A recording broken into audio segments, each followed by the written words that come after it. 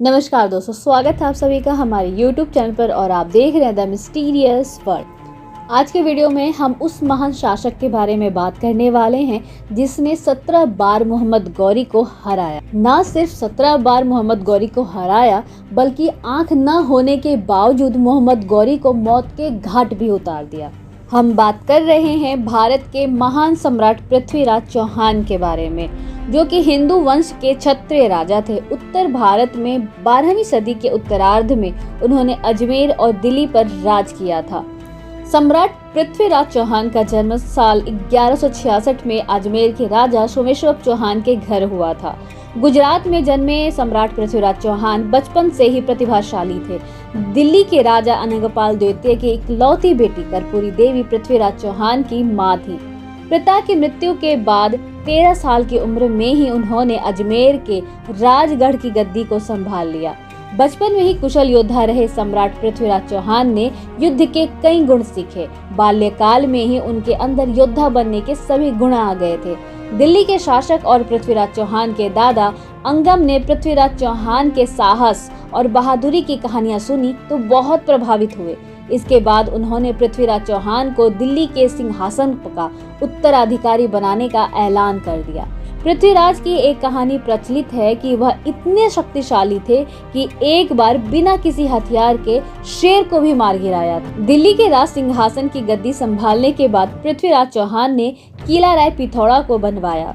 उन्होंने सिर्फ 13 साल की उम्र में ही गुजरात के पराक्रमी शासक भीमदेव को युद्ध में हरा दिया था।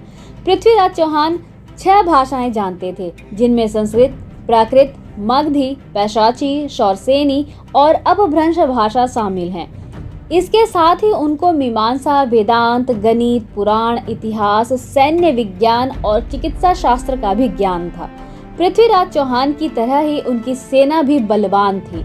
इतिहासकारों के मुताबिक 300 हाथी तथा 3 लाख सैनिक पृथ्वीराज की सेना में शामिल थे। इनमें बड़ी संख्या में घुड़सवार शामिल थे।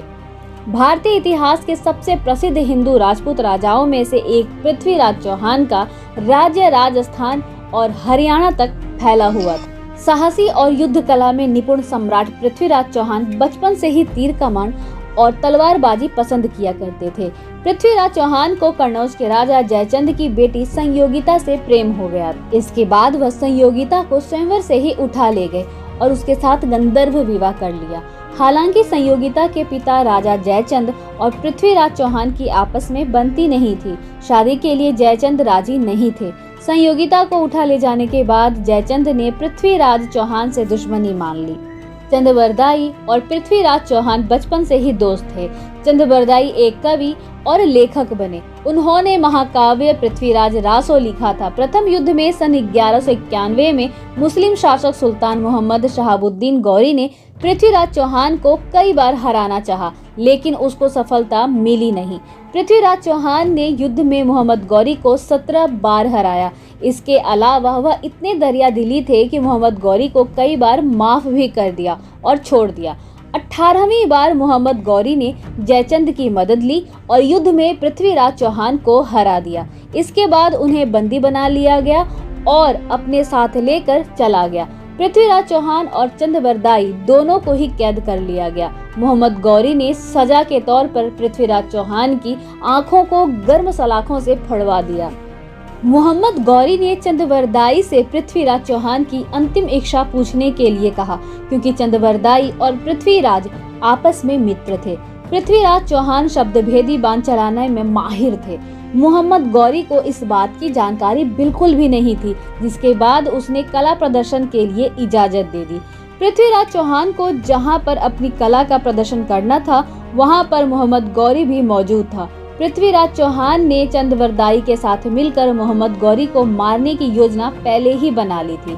महफिल शुरू होने वाली थी, तभी चंद्रबरदाई ने एक दोहा कहा, 4 बांस 24 गज, अंगुल अष्ट प्रमाण, ता ऊपर सुल्तान है, मत चूके चौहान। चंद्रबरदाई ने पृथ्वीराज चौहान को संकेत देने के लिए इस दोहे को पढ़ा था।